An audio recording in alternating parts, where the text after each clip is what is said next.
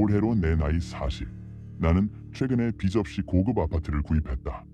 이 소식을 들은 친구들은 다들 부러움 섞인 축하를 건넸고 나 역시 이제야 안정된 삶을 살게 된 것 같아 기분이 좋았다. 이사 후 한동안은 고급 아파트 생활을 만끽하며 행복한 나날을 보냈다.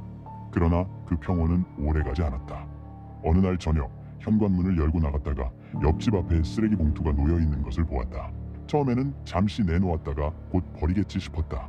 하지만 시간이 지나도 쓰레기 봉투는 그대로였고 밤이 되자 봉투에서 나는 악취가 우리 집 현관에까지 스며들기 시작했다. 참다 못해 관리소에 전화를 걸었다. 현관 앞에 쓰레기 봉투를 내놓고 방치하는 집이 있습니다. 처리 부탁드립니다. 관리소 직원은 차분히 내 말을 들으며 곧 직원을 보내 쓰레기를 처리하겠습니다 라고 답했다.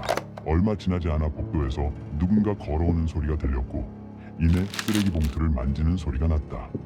곧이어 발소리는 점점 멀어졌다. 현관에 나가보니 방치되어 있던 쓰레기 봉투는 깨끗하게 사라져 있었다. 다음 날 아침 출근 준비를 마치고 현관문을 열자마자 강렬한 악취가 코를 찔렀다. 순간 놀란 나는 고개를 돌려 옆집 현관을 바라봤다. 거기에는 쓰레기 봉투 2개가 아무렇게나 놓여 있었다. 봉투에서 뚝뚝 떨어지는 액체와 코를 찌르는 음식물 쓰레기 냄새는 견디기 힘들 정도였다. 왜 집 앞에 쓰레기를 내놓고 방치하는 거야? 내가 대놓고 크게 말하면 내 목소리를 옆집에서 듣고 쓰레기를 치우겠지 싶었다. 그렇게 일단 회사로 출근하기 위해 서둘러 집을 나섰다. 하지만 퇴근하고 아파트 복도로 돌아왔을 때 상황은 더 악화되어 있었다. 옆집 현관 앞에는 쓰레기 봉투가 5개로 늘어나 있었고 봉투에서 나온 악취는 복도 전체를 뒤덮고 있었다. 나는 참을 수 없어서 코를 틀어막고 서둘러 집으로 들어갔다. 문을 닫자마자 숨을 고르며 핸드폰을 꺼내 관리소에 전화를 걸었다. 어제 옆집 쓰레기 문제로 연락드린 주민인데요. 이번엔 더 심해졌어요. 쓰레기 봉투가 5개나 쌓여 있고 악취 때문에 복도에 나가기도 어려운 상황입니다. 지금 바로 조치해주세요. 관리소에서는 직원을 보내 쓰레기를 처리하겠습니다 라고 말했고 나는 관리소의 미온적인 대응에 답답함이 느껴졌다. 나는 관리소에 재차 요청한 후 전화를 끊었다. 잠시 후 어제 들었던 발걸음 소리가 복도에서 다시 들려왔다. 나는 직접 확인하기 위해 문을 열고 밖으로 나갔다. 복대는 경비원이 서 있었다. 그는 고개를 돌려 나를 보고 가볍게 목례를 하며 인사를 건넸다. 경비원은 잠시 옆집 대문을 뚫어지게 바라보더니 아무 말 없이 계단 쪽으로 걸어가기 시작했다. 나는 문득 이상한 기분이 들어 경비원을 유심히 관찰했다. 그러다 문득 깨달았다. 옆집에는 쓰레기 봉투가 5개 있었는데 경비원은 4개만 들고 있었다. 봉투 하나는 어디로 간 거지? 더욱 이상했던 것은 경비원과 마주친 순간 그의 입에서 라면 면발 같기도 한 무언가가 그의 입 안으로 사라져가는 모습이 어렴풋이 스쳐 지나갔다.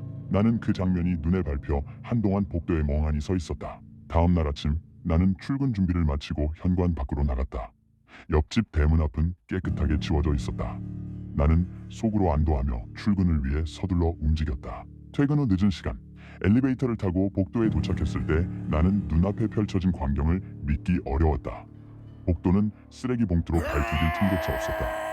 쓰레기 봉투들이 마치 누군가 분노에 찬 듯 던져놓은 것처럼 무질서하게 흩어져 있었다. 숨을 들이쉴 때마다 악취가 코를 찔렀다. 음식물이 썩은 냄새, 화학약품 냄새, 알 수 없는 오물의 냄새가 뒤섞여 머리가 어지러울 정도였다. 코를 막고 집으로 달려가서 분노로 떨리는 손으로 관리소에 전화를 걸었다. 옆집에서 작정을 하고 쓰레기를 버리고 있어요. 경찰을 부르기 전에 당장 조치해주세요. 나는 격앙된 목소리로 외쳤지만 관리소 직원은 변함없이 차분한 목소리로 대답했다. 직원을 보내 쓰레기를 처리하겠습니다. 나는 관리소와의 통화를 끊고 더 이상 이 문제를 맡길 수 없다고 판단했다. 떨리는 손으로 경찰에 전화를 걸려던 찰나 복도에서 갑자기 큰 충격음이 울려 퍼졌다. 나는 급히 현관문을 열고 복도로 나섰다. 가장 먼저 옆집의 대문이 큰 충격에 박살나 있는 모습이 눈에 들어왔다. 이어서 복도를 따라 고개를 돌린 순간 나는 입을 다물 수 없었다. 이번에는 확실하게 쓰레기를 처리해드리겠습니다. 고고. 경비원의 입은 기괴하게 벌어져 있었고 벌어진 턱이 꿈틀거리며 움직였다. 옆집 사람을 마치 음식물을 삼키듯 입속으로 밀어넣기 시작했고 끔찍한 소리가 울려 퍼졌다. 지금 눈앞에 펼쳐진 광경이 현실이라고 믿고 싶지 않았다. 마음속에선 도망쳐야 한다고 외치고 있었지만 나는 이질적인 공포에 사로잡혀 그저 삼키는 모습을 바라볼 수밖에 없었다. 잠시 후 경비원은 삼키는 동작을 마무리하듯 턱을 닦더니 갑자기 고개를 돌려 나를 바라봤다. 내 심장이 멎는 듯한 순간 그는 일을 마무리했다는 표정으로 웃으면서 가볍게 목례를 했다. 경비원은 엉거주춤한 자세로 몸을 돌려 천천히 계단 아래로 내려갔다. 나는 그의 모습이 완전히 사라지자마자 비로소 온몸에 힘이 풀리며 바닥에 털썩 주저앉았다. 몸은 땀으로 젖어 있었고 머릿속은 공포와 혼란으로 가득했다. 3주 후 옆집에 새로운 이웃이 이사를 왔다. 중년 여성 한 명과 대형견 3마리가 살고 있다. 처음에는 그냥 그저 그런 이웃일 거라 생각했다. 하지만 밤마다 그 개들은 무언가에 홀린 듯 미친 듯이 짖기 시작했다. 나는 시간이 지날수록 점점 더 시끄럽게 짖는 소리에 결국 핸드폰을 손에 들었다. 아파트 관리소죠? 여기 시끄러운 집이 있어서요.